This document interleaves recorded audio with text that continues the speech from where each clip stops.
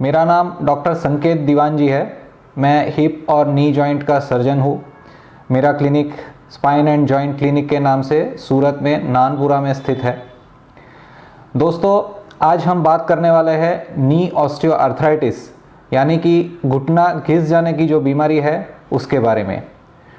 तो मुझसे पेशेंट्स अक्सर काफ़ी सवाल पूछते हैं इस बीमारी के बारे में और उन्हें काफ़ी उत्सुकता होती है इसके बारे में जानने की। तो ऐसे ही कुछ सवाल मैं लेके आया हूँ आज।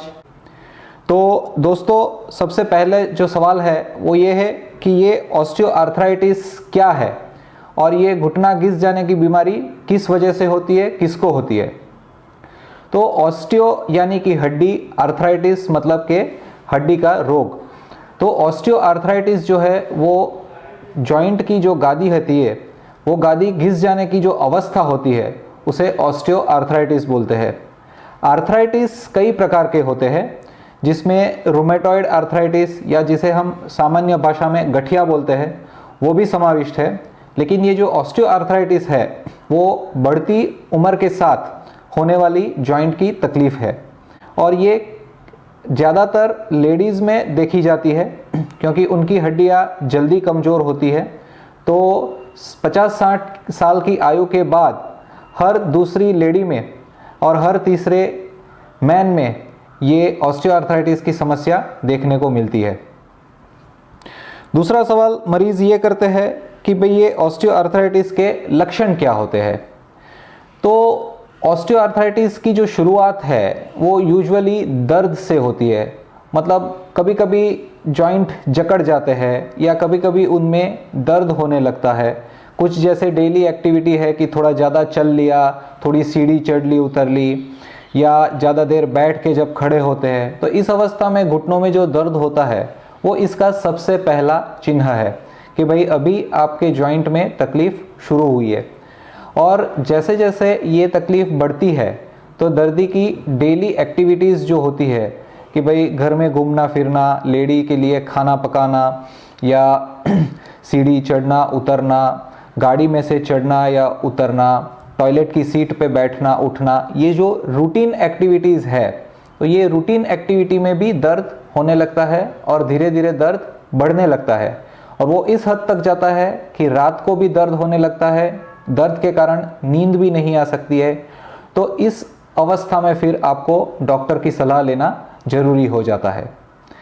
तो जब आप डॉक्टर के पास जाते हैं तो सबसे पहले ये ऑस्टियोआर्थराइटिस का जांच और इलाज डॉक्टर कैसे करते हैं। तो ये जो आर्थराइटिस है उसकी जांच के लिए हम घुटने के एक्सरे करते हैं।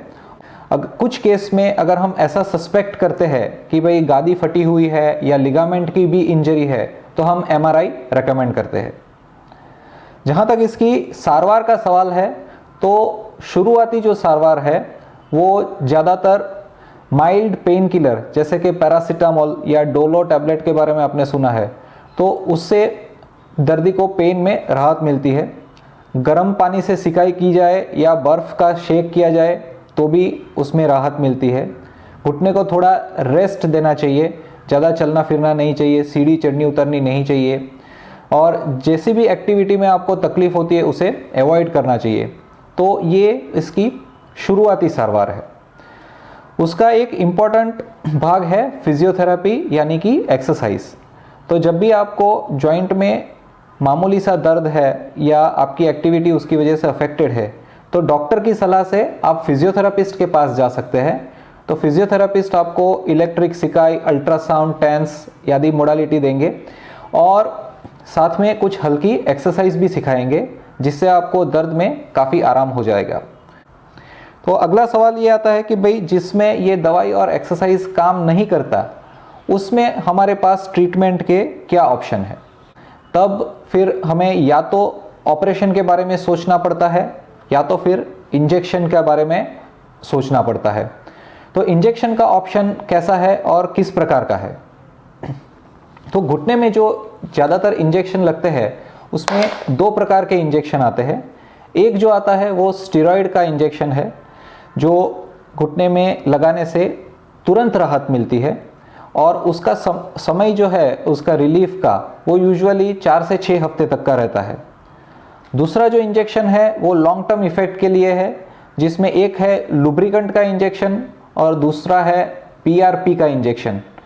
तो लुब्रिकेंट का जो इंजेक्शन है वो जैसे घुटने में लुब्रिकेशन के लिए जो नेचुरल फ्लूइड रहता है, साइनोवियल फ्लूइड बोलते हैं, तो उसको सप्लीमेंट करता है।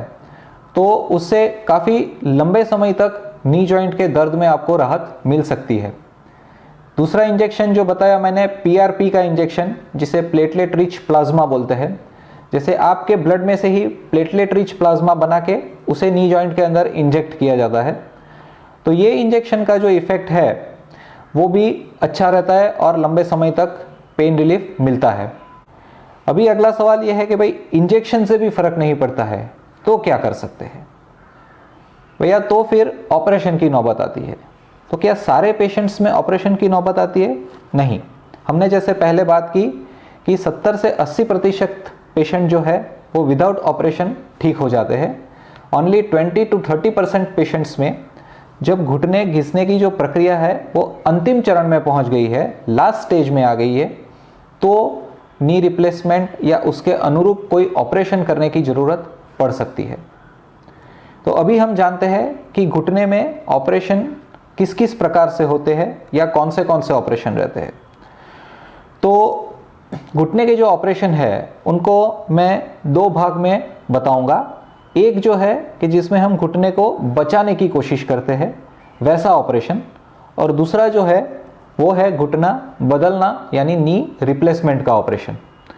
तो घुटने को बचाने की जो प्रोसेस है उसके लिए या तो हम आर्थ्रोस्कोपी, जैसे दूरबीन डाल के घुटने के अंदर कुछ गादी का फटा है या लिगामेंट की इंजरी है, तो उसमें आर्थ्रोस्कोपी यानी दूरबीन से नी जॉइंट की सर्जरी होती है, और ये जो है मिनिमली इन्वेजिव सर्जरी है जिसमें रिकवरी जल्दी हो जाती है। दूसरी जो चीज़ हम देखते हैं कि जब घुटना घिसने की शुरुआत होती है तब पैर जो होते हैं वो थोड़े से टेढ़े हो जाते हैं, और ये टेढ़ेपन की वजह से पेशेंट्स को दर्द ज़्यादा महसूस होता है, और काफ़ी यंग एज में ये पेशेंट्स को घुटने के ऑपरेशन की ज़रूरत पड़ जाती है। तो ऐसे जो यंग पेशेंट्स हैं जिनमें पैर टेढ़ा होने की वजह से नी जॉइंट में तकलीफ़ शुरू हुई है, तो उनके लिए एक ऑपरेशन है जिसे हम HTO यानी कि हाई टिबियल ऑस्टियोटोमी बोलते हैं।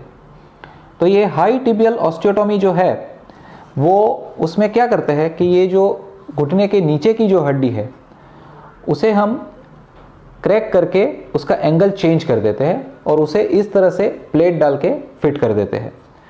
तो ये ऑस्टियोटोमी से क्या होता है कि आपके पैर जो टेढ़े थे वो अभी सीधे हो गए हैं, तो आपका जो अनइवन लोड नी जॉइंट के ऊपर आ रहा था वो अभी इवन हो जाएगा और इससे आपके दर्द में फ़र्क पड़ जाएगा। दूसरा जो है वो नी रिप्लेसमेंट के बारे में हम बात कर सकते हैं। तो नी रिप्लेसमेंट में घुटने का एक भाग भी हम बदल सकते हैं जिसे यूनी कंपार्टमेंटल नी रिप्लेसमेंट बोलते हैं। जैसे इसमें आप देख सकते हैं कि ये बाकी का हिस्सा जो है वो घुटने का ठीक है, हमने सिर्फ अंदर की गादी चेंज की है। इसे पार्शियल नी रिप्लेसमेंट भी बोलते हैं। तो ये अगर आपके घुटने की तकलीफ़ सिर्फ एक भाग से सीमित है तो उसके लिए ये बहुत बढ़िया ऑपरेशन है। इसके फ़ायदे ये है कि इसमें कट छोटा सा लगता है और इसमें कोई लिगामेंट हमें काटना नहीं पड़ता है, कोई मसल हमें कट नहीं करना पड़ता है। तो इसकी रिकवरी जो है वो काफ़ी जल्दी आती है। इसमें एक्सरसाइज की आवश्यकता कम रहती है और पेशेंट्स को नेचुरल नी की फीलिंग आती है। तो ये बात हमने की यूनिकॉन्डाइलर नी रिप्लेसमेंट या पार्शियल नी रिप्लेसमेंट के बारे में। और तीसरा और लास्ट जो ऑप्शन है वो है टोटल नी रिप्लेसमेंट, मतलब घुटना पूरा चेंज करना, जो जिसे हम नी रिप्लेसमेंट या घुटना बदलना वो सर्जरी के नाम से जानते हैं। वो नी रिप्लेसमेंट के बारे में मैं बताऊंगा कि जिसमें हम घुटने का पूरा हिस्सा बदल देते हैं, जिसे हम जो भी भाग घिस गया है उसे कट करके उसकी जगह पे मेटल और प्लास्टिक का ये जॉइंट इस तरह से हम लगाते हैं। तो इसे हम टोटल नी रिप्लेसमेंट बोलते हैं। तो टोटल नी रिप्लेसमेंट कैसे किया जाता है, इसके क्या स्पेशलिटी है? मैं जो प्रैक्टिस करता हूँ वो कंप्यूटराइज्ड नी रिप्लेसमेंट करता हूँ।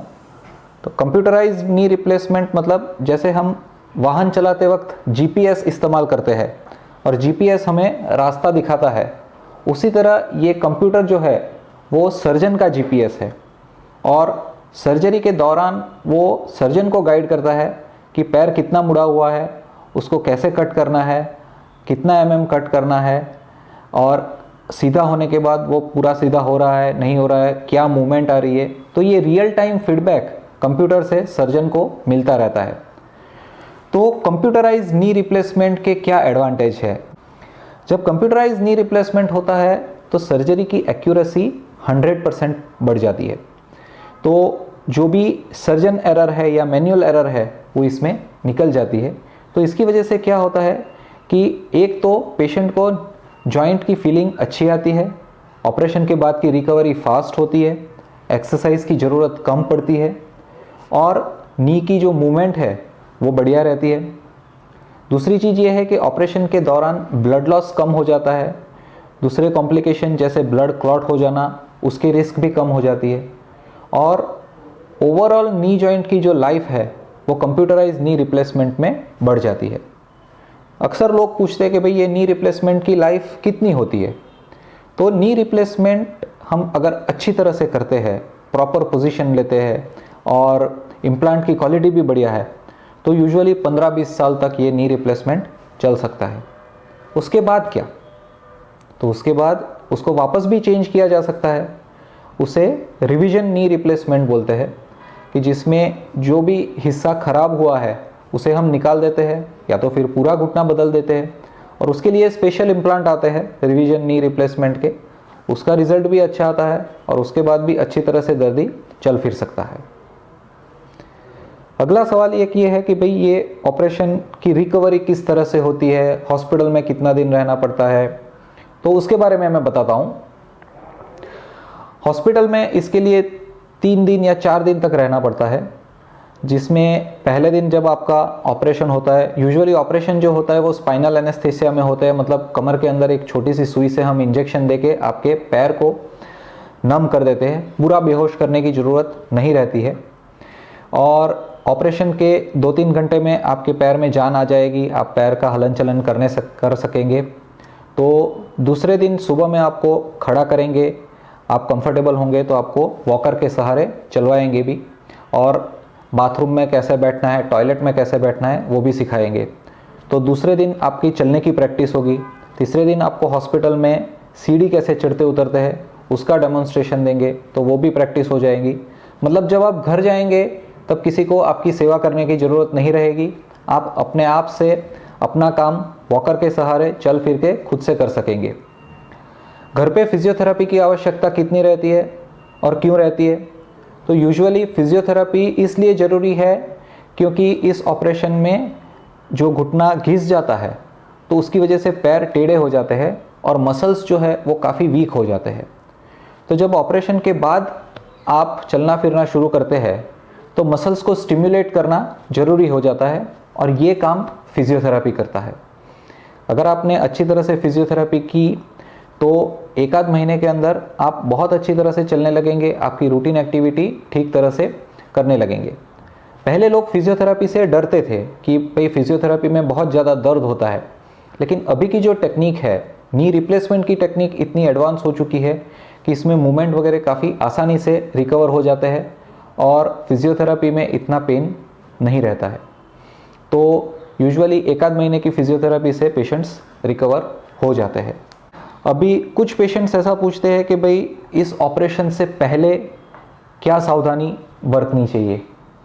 तो ऑपरेशन से पहले जो है हम लोग पेशेंट्स की पूरी फिज़िकल जांच करते हैं, मतलब उसके सारे ब्लड इन्वेस्टिगेशंस होते हैं, यूरिन का रिपोर्ट होता है, ईसीजी, इकोकार्डियोग्राफी, मतलब हार्ट, लंग, किडनी, ये सारी सिस्टम बराबर से काम कर रहे हैं कि नहीं वो हम चेक करते हैं और उसके बाद ही हम पेशेंट्स को ऑपरेशन के लिए पोस्ट करते हैं।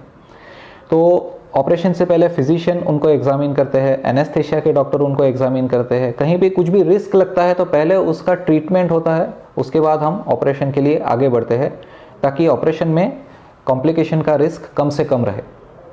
अभी कुछ पेशेंट्स ऐसा भी पूछते हैं कि भाई दोनों पैर का ऑपरेशन एक साथ करना चाहिए या बारी बारी से करना चाहिए। तो मेरा प्रेफरेंस जो रहता है वो ऑपरेशन बारी बारी से करने का रहता है। वो इसलिए रहता है कि ये पेशेंट्स जो होते हैं वो एजेड होते हैं, उनको साथ में डायबिटीज़, ब्लड प्रेशर, हार्ट की बीमारी ऐसी समस्या रहती है। तो ऐसे पेशेंट में दोनों नी जॉइंट का ऑपरेशन एक साथ एक ही दिन किया तो उसमें रिस्क कॉम्प्लिकेशन होने का थोड़ा सा बढ़ जाता है। लेकिन अगर आपको दोनों घुटनों में बहुत समस्या है और आप एक ही बार ऑपरेशन करवाना चाहते हैं तो फिजिशियन अगर परमिशन देते हैं, फिटनेस होता है आपका हीमोग्लोबिन ठीक रहता है, आपका हार्ट मजबूत रहता है, तो हम दोनों पैर के ऑपरेशन एक दिन भी कर सकते हैं। और एक सवाल जो होता है ये है कि भाई ये जो नी में हम जॉइंट डालते हैं वो किस किस प्रकार के होते हैं और उसमें से कौन सा बेहतर है। तो नी रिप्लेसमेंट के लिए जो हम जॉइंट यूज़ करते हैं, जिसे हम प्रोस्थेसिस बोलते हैं, वो काफ़ी प्रकार के आता है। मतलब 5 या 6 मल्टीनेशनल कंपनी है जो ये नी जॉइंट बनाती है और हर कंपनी के 3-4 मॉडल है। तो मैं पेशेंट्स को ऐसा समझाता हूँ कि ये जो है उसमें बहुत कम फ़र्क रहता है अलग अलग मॉडल्स में। आपका ऑपरेशन किस तरह से होता है, किस टेक्निक से होता है, सर्जन कैसे उसको प्लेस करता है, वो सबसे ज़्यादा ज़रूरी चीज़ है कि जिसके ऊपर आपकी नी रिप्लेसमेंट की रिकवरी डिपेंड करती है। तो आपके सर्जन जिस भी इम्प्लांट से कंफर्टेबल है वो यूज़ करने दे, उससे आपको अच्छा रिजल्ट मिलेगा। ये आर्थराइटिस न हो, मतलब प्रिवेंशन, घुटने की तकलीफ से बचने के लिए क्या करना चाहिए। तो घुटने की तकलीफ से बचने के लिए सबसे ज़रूरी है आपका वेट कंट्रोल में रखना और रेगुलर एक्सरसाइज करना।